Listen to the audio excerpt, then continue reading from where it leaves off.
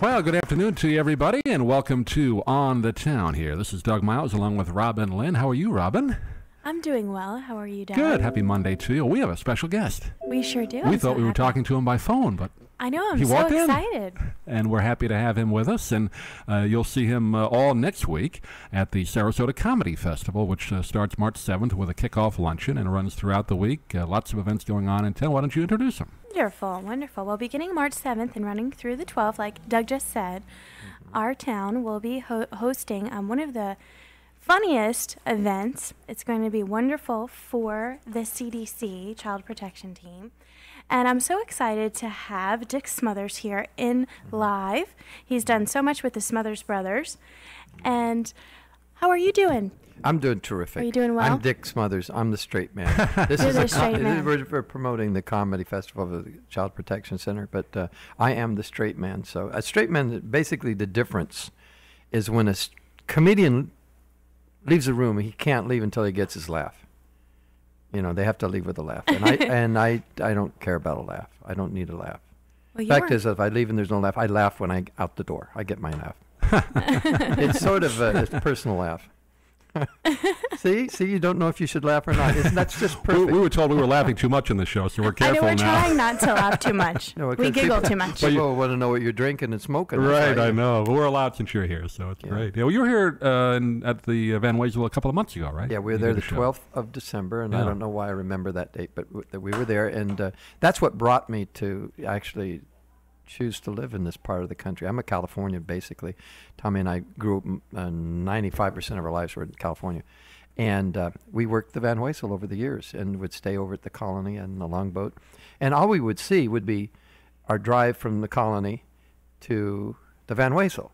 And then you get your ride back after you do your meet and greets and whatever. You go back to where you are, because they had a great restaurant, and you could drink and then crawl to your room and not be a threat to people on the road.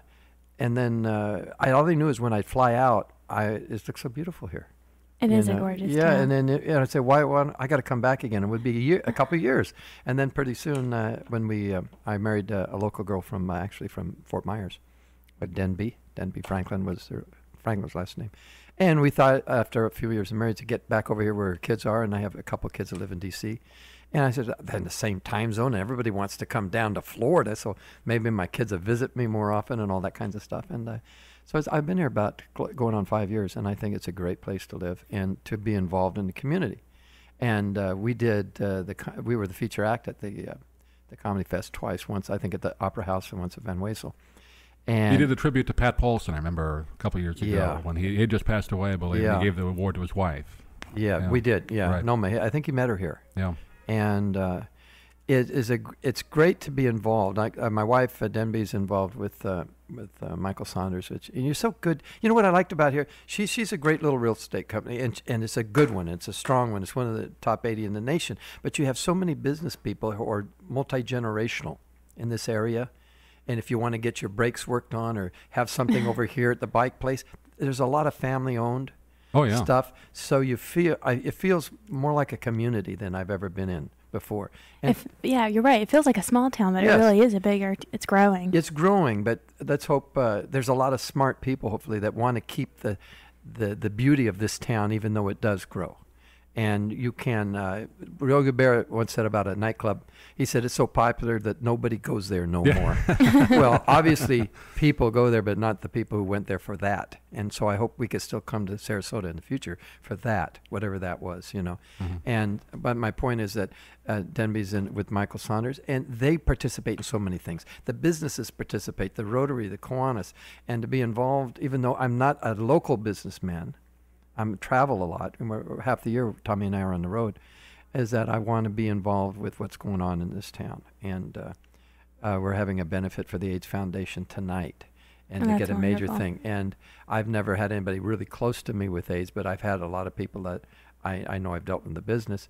And that was something I was afraid to get involved in when Elizabeth Taylor had the guts, because of her very close association with people that were hit by that, to do it. And I said, well, what am I afraid of? Give me a break. And so even though I'm not here a lot, I could lend my name to to that and show up for their functions. In the hospice, I had a daughter that passed away at Memorial. My oldest daughter passed away. I think it was December. I'm not confused, but just last year, November, December. And the hospice was so great. Hospice is wonderful yes. in our community. And we had already accepted to go to their fundraiser and be part of it at the Ritz-Carlton, but they said, we'll excuse you this year because of your loss, but next year. So I was already ready to help ready them. to perform. And they were there, and so I have firsthand. And there's so many organizations, and of course the Child Protection, which we're comedians. And the way we really got involved in it, Tommy was very close with a lot of cartoonists. There's a golf PGA tournament called the BC Open up in Binghamton, right. New York, and Tommy did that a lot. He was close with Jim Davis, BC, and he did Garfield, and BC would have Smothers brothers or Smothers related strips every once in a while, and the cartoonists are the greatest people in the world. And so many live down here now. Yeah, they have some. Chris, who does the Hagar, and then the other one I keep forgetting. That he moved away. He was Peters. Mm-hmm. Really, one of the nicest men in the world. These are great guys. So to be involved in the raising the money. Now we're going to have Andy Andrews. I think you have a promo sheet there, don't you? Yeah, we're going to talk to Andy. We're taping an interview with him later today. So absolutely, the most magnificent man I've met. He doesn't have the visibility, say, of a Joni Rivers and a Rich Little, who you're going to speak to later.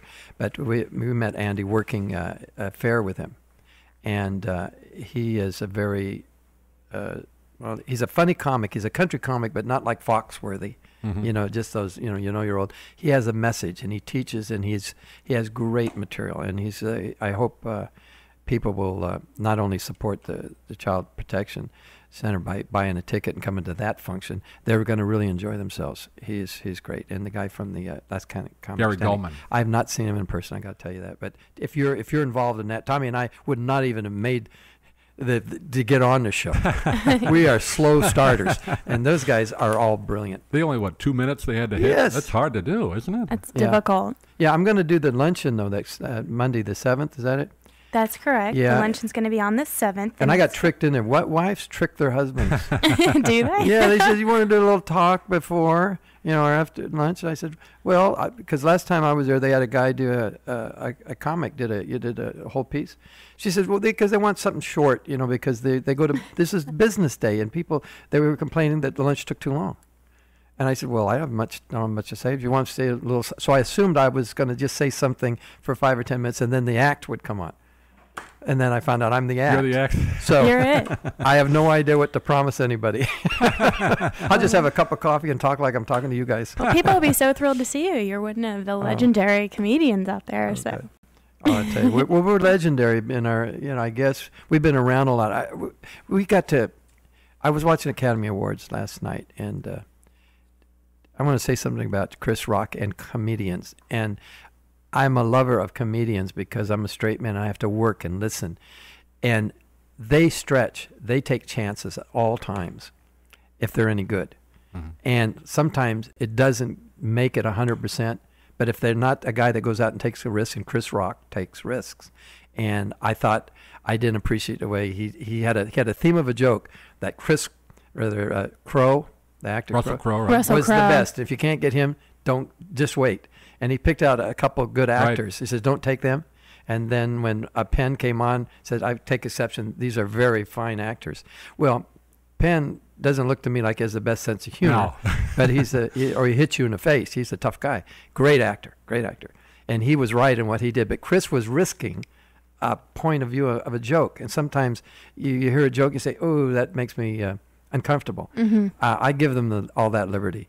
But I think he did a good job because the reputation of him is stressful. Tough. Yeah. It's stressful. Even Robin Williams looked constricted. Right. The he cartoon did. humor. I agree with you. Yeah. He did. The only one that I really liked was the girl who did the boxing thing. She wouldn't shut up. Hillary, right? Hillary, and she was darn interesting, and she said meaningful, wonderful things. I thought it was great. But anyway, being the straight man in the act, I'm going to for the luncheon I'll make an appearance, and I'm just going to talk about a little bit of my life, a little bit maybe what got me here, or the fun things that I've done because of a close association with my brother. Yeah. We're going to take a short break, and Dick Smothers will be with us, and we're going to also talk to Rich Little in a couple minutes. So it's a comedy show today on the town. Don't go away. Hi. Hi, this is Peter Falk, and while I'm in town for the Sarasota Film Festival, my radio is tuned to the best talk in town on News Talk, 1220 WIBQ. And we are back on the Town. Doug Miles, Robin Lynn, Dick Smothers in the studio with us, and a friend of ours. I'm going to call him a friend now because he was on our station not too long ago. He'll be performing March 14th, not too far north of us, over at Ruth Eckerd Hall in a concert and a show. One of the greatest comedians, one of the great impressionists of all time. Rich Little joins us now. How are you, Rich? Fine. Great. But I think Renoir was the greatest impressionist. Maybe Cézanne was... well, Van Gogh was a good impressionist. But you do a better John Wayne than they did. How have you been? Since we had you on a couple of months ago, we got a lot of great response to hearing you, and we even played that interview again. So we got a lot of fans down here. Coming a lot to Florida. Yeah. You doing a whole week of shows in this area, or the state of Florida? I'm doing a number, yeah. I'm in Vegas right now. A little early out raining. there. Was it raining out there, too? Oh, boy. A lot of rain. Oh, boy. Yeah, I know California's been getting hit hard, but... yeah. But Dick's there with you, is he? Hey, Rich, this is Dick, and you're doing a number of Florida shows. What number is Ruth Eckerd? 1. See, I'm a straight man. You want to be the straight man? I'll be the car. Hey, just a thing. You know, did you see any of the awards last night, or were you on stage? Okay, you know, I fell asleep twice, but well, I know what you mean. And but that little thing they did with Johnny. Yeah. And I know you did. You got interviewed over and over and over again about Johnny. Yeah. Didn't you see a class thing there that was so sweet to see? The way he hosted it? I remember when he hosted it, I thought he did a great job. I mean, his jokes were terrific, and that bit with Miss Piggy was classic. Right. I know, right. It sure was. And you know, he seemed to me always to take presence and take stage, but you always knew it wasn't about him. It was about the awards. And True. When we get people there now, and I give Chris Rock all the latitude to be a cutting edge comic. You take a lot of risks, and sometimes they don't come out like you wished, and they come out a little bit negative or whatever. But you know, you tell a comic not to do something, guess what he's going to do? Yeah. Well, Sean Penn didn't exactly get thrilled with him. I know, and that was fine because that's John's personality. I'd rather hang out with Chris than John anytime. Sean. Me too. Oh, boy. Sean probably socked me, you know, but he's a brilliant actor. But I thought Hilary Swank was the most genuine thing there. And definitely, she was so sweet. But I don't normally watch awards, but I think of you and all the guys. I saw your picture. Or was it? It was one of these things that showed that multi-shot one where you're about 8 guys. Oh, we were at the GPAC, I think, in Memphis. We did a concert there last night. And is that your normal poster? Because it shows you in poses of a whole lot of guys that you. Yeah. Very, very fine picture. Yeah. Great. Yeah. The one in the middle is me. I was going to be nice. I said, you know, when most impressionists when they're not doing anybody, they have no idea who they are. You know, but who are you when you're not anybody? That's a good question. Anybody else? I mean, anybody else? We're all. My wife asks me that all the time. Who are you today? Oh yeah. We're just talking about Johnny Carson. I saw you did a great job in that movie, The Late Shift, a few years ago, where you played Johnny. That must have been a lot of fun for you. Yeah, that was fun. The only thing that wasn't fun about that was dyeing my hair gray, which took quite a while to do that. You're supposed to do more than one hair at a time. And then they realized they didn't need me after I did it for another week, and I had an engagement somewhere, and I had to dye it back to black, and then I came back a week later and back to gray. Not too pleasant, but the script was good, and it's interesting about that script, The Late Shift, because Jay Leno, I saw Jay at some function I was doing, and he said it's pretty true. I said, you really hid in the closet listening to that conversation about who they're going to hire on The Tonight Show? He said, yep, I really did. So I guess it's based pretty much on fact. Well, that's interesting. I mean, there was that whole thing where Jay's early manager was a holy terror. Oh, yeah. Oh, that woman, right. Female, I don't know anything firsthand, but the stories were sort of... Oh, yeah. Kathy Bates, I think. Kathy played her. Bates. Yeah. Excellent performance. Oh, yeah. Was Kathy Bates really his manager? She played the woman who wasn't married, but it was brutal. The way she paraded that was a brutal. straight line. That was a straight line. Manager. You guys are supposed to devastate That's why I'm me doing with, radio and not on stage. Rich, you're supposed to devastate me Doug. with my stupid comment there. Hey, you know, you're at Ruth Eckerd. We played there. We played that whole this circuit. And what beautiful halls you got up there. Yeah. Ruth Eckerd Hall in Van Wezel. You were at Van Wezel recently, haven't you been? Down here in Sarasota? That's good. You tour a lot, or do you? Yeah, you guys are busy too, huh? Yeah. Stay. You know, they say we look young, but you're going fast to stay ahead of the Grim Reaper, so to speak. You know, you live in Vegas now, do you not? Yeah. And what a change. You know, whoever thought that a few years ago magicians and chefs would be coming in the front door? You know, they're the stars. Yeah, the big stars in Vegas now are the hotels. The hotels. Which makes it tough. I don't imitate hotels. That's what, you know, our last series of concerts was at Las Vegas Hilton, which is the first mega hotel, and its theme was hotel.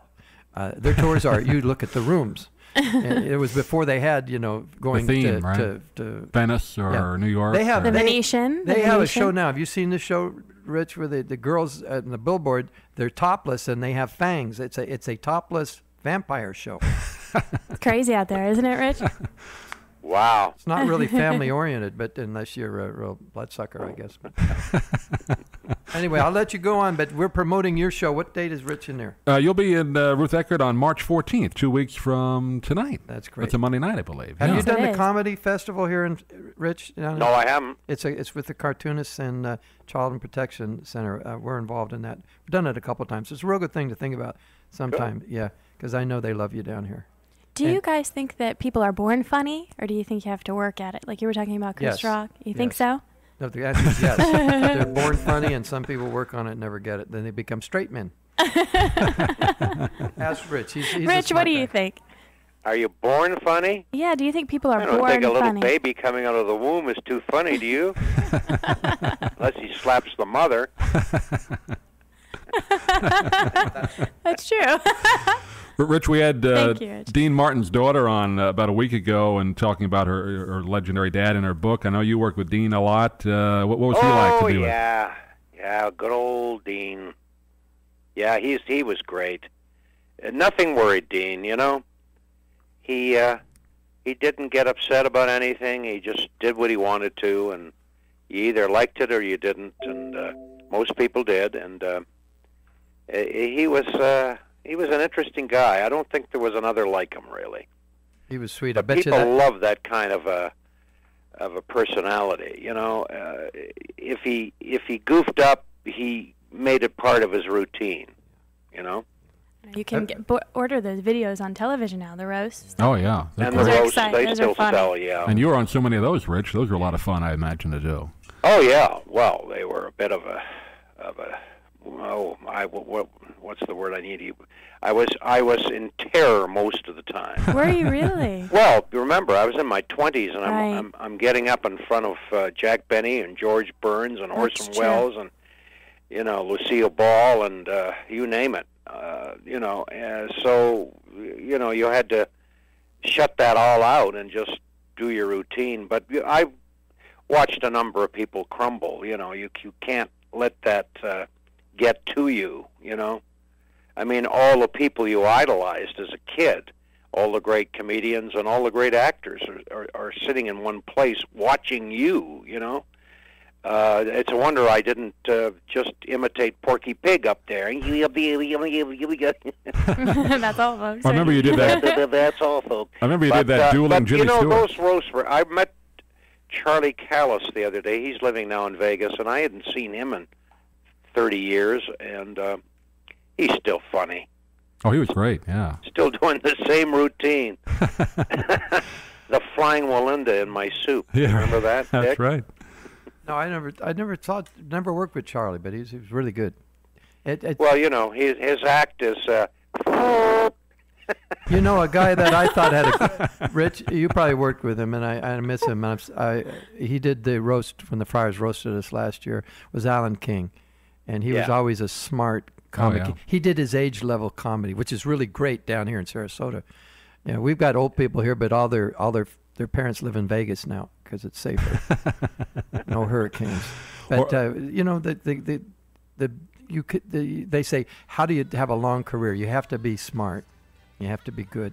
Tommy had an idea for a show, Funny After 50, but you really mean you funny after 60, 70. And there's guys out there that's still cooking. And you're one of them, Rich. It's so great to talk with you. Great to talk with you. I hope we'll do it again real soon. Good luck, Rich. Gee, that's the first interview I've ever done where I didn't do an impression. We'll have you back on. Can you do my brother, or is that too tough? No, my string broke. Oh, no. Thanks, Rich. We'll talk to you soon. Bye, Okay, Rich. looking forward to coming down there. Very Rick, good. Bye now. Good talking to you. Rich Little, and we're going to take a break for the news.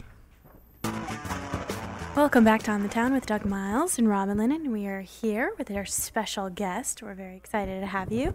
And Dick Smothers is going to be performing on Monday, March 7th. Well, it's not really a performance. I'm going to have You're lunch. doing a lunch, and you're going to be speaking. Well, right? I'll talk. And you'll talk. But remember, I'm a straight man. You're The straight straight man. man can be accidentally funny. It was great talking with Rich Little because I didn't want to tell him, but when he's not anybody except himself, it's two straight men talking. Yeah, right. And Frank Gorshin, finally, he's doing a one-man show. It's supposed to be really great. Does George Oh, Burns. I would love to see that. Yeah. But he says he doesn't do his pieces anymore because almost everybody who knows the guys he does are dead or don't go out anymore. And how do you get a handle? I don't see anybody today that could be great material for impressionists. Think about the young guys. It's very, very rare. But they're very talented guys. It was great talking to. Yeah, other than Arnold, there's really no distinctive voices out there, are there? Arnold, New actors, right? Arnold just talks like another New York. Yeah. California. I did a J. Hebert, Jose Hebert, famous hairdresser. Oh, right. And Arnold Schwarzenegger and myself years ago, in somewhere in maybe Houston, did some little local TV thing one time. Arnold was really a very focused man. He's a ladies' man. Too much. He could be a true Kennedy, Yeah. because they have too much hormones and a whole lot of libido, and not enough civility. Oh, no. Libido conquers all your training. So I'm over the hump there. So I don't think I'm going to have a major indiscretion in my senior years. Tell us about your first professional experience. I think it was in San Francisco. The You mean first show business or with big a woman of the performance. night? I didn't know. You have to clarify. I'm very literal. show business. You can't quite do the Howard Stern show yet, so you got to keep it clean. We We won't got to do keep it clean here. Okay, Robin. Next week we'll do that. Well, actually, Maybe we could record a night show or something. I'm a great fan of the improv theater here, and I go to the local theater here and watch the kids do their improv stuff. And it's we met Drew Carey. Is that his name, Drew? Mhm. It's at a Gilda Radner thing for her cancer house up there in Toronto, and it's very much like his show, but I hadn't really seen him in person, and there's a place for kids who and older people too that want to do that, a school and a performance. Well, living in San Jose, California, was 50 miles south of San Francisco. Let's say we're living 50 miles out of Moline or Davenport, Iowa. There would be nowhere to go in 1959 if we're going to college to play around except a local place, this little beer hall to sing and pick. Well, in San Jose, we fooled around a little bit, and then some guy said, "We'll drive you to San Francisco." I said, "What for? We don't have a car." He said, "I'll give you a ride." They're doing auditions at the Purple Onion. They do it every Saturday. Last Saturday of each month, and that was across the street from the Hungry Eye. 2 basement bistros at the end of a nightclub era that were absolutely sensational, and they would do 4. Hungry Eye was up a little higher, bigger acts. Do 3 shows a night, or 2 shows a night, and we would do 3 to 4 with the Gray Line tours, and so we just auditioned. And we didn't know what we were doing, and one of the owners was talking during the audition, so Tom told the lady, it was a grandma, told her, "Shut up." Oh, no. But he did like this, There was these guys, they were going down to the shut up, and they were dark as a dungeon, these miners, shut up, and there was, he didn't do it offensively, and they just fell on the floor. He says, "You're hired.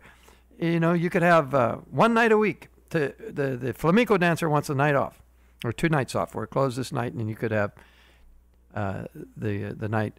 Well, he got sick his night off on our first night, and so we worked from February through July. Mm-hmm. He never came back, even though he was dating one of the sons of the owners. And San Francisco, And he's still dancing. Cruz Luna, he was a great flamingo dancer. See, so I can't laugh. That's but business is more important than love.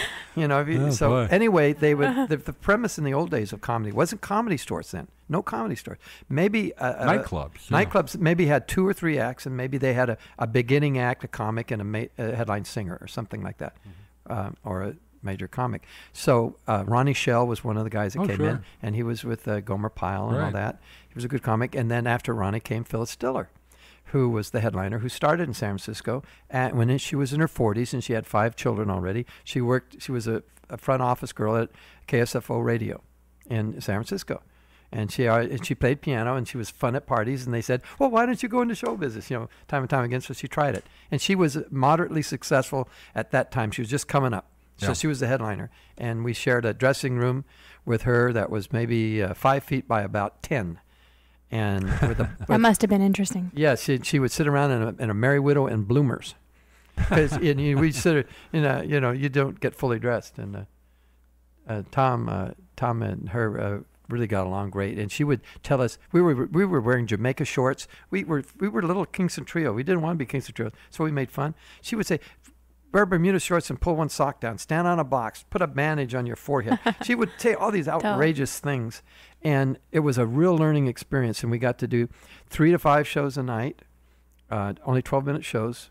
And you got your chops really quick. A little 100-seat room, tiny little room. And without us being in San Jose, there never would have been a Smothers Brothers. We could have been in here or North Carolina or anywhere, but major city, tourist city. It was amazing. And you think of the little strands in your career or your life or what happened to you, how you got to where you are today. Oh, yeah. You get real philosophical about it. And we would have probably been happy. I would have been a retired teacher by now, but we wouldn't have been the Smothers Brothers. And so we're forever grateful for whatever got us here. And to do it after, we're in our 47th year. And I'm having more fun today with my life and with performing than I did when I was in my 20s. It's different fun. I'm not chasing the girls. I'm not doing 4 shows and partying all night. You know, college kids, you're dead tired. You've worked all day. You had your finals. And then you go party. Right. And then you somehow make it through the next day, and then you party. Now I pace yourself. I don't party. Yeah. I'll go out, but you're getting middle age when you have 2 things. This is an old thing. If you have a choice of 2 things to do, and you do the one that gets you home earliest. Yeah. Where do you like to go out in Sarasota? Where's your favorite I don't places? go out. You don't go out. You stay at home and cook and entertain at home? No, well, we go out. We eat. And it's not fair to mention, but the light. I may need light restaurants. Like I like the South Side Grill. It's real quick. It's right down in Hillview. Real clean food. Nice people. I like Captain Brian's. It's been up there in North Tamiami for years and years and years. You get a great live lobster dinner for about $20. Yeah. New England or their Maine lobster, and they're nice people. I go to little places like that. The Epicure right down Maine and Palm. I love the bookstore there. It's a great bookstore. And the Epicure I like. I don't care for their other restaurant. I won't mention it because I don't care for it. But I like the Epicure. It feels good. You're sitting outside in December. Think of the snowbirds. And then along comes this peloton of bicyclists going up over the bridge. It is great. It's great town to live in with the new stuff and the Whole Foods. And I go down to the Granary. I like to eat well.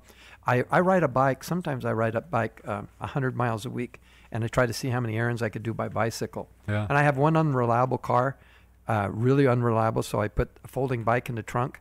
So when people see me riding my bike, it's possibly because my car broke down somewhere, and I still have errands to do. So anyway, lunch Monday, comedy festival, great organization, the Child Protection Center. ComedyFestival.org if you want more information on that. Yes, and that's just Sunday the 7th, and then they have a wonderful Gala dinner on the 12th. Yes, and they will not be disappointed. They show up for that.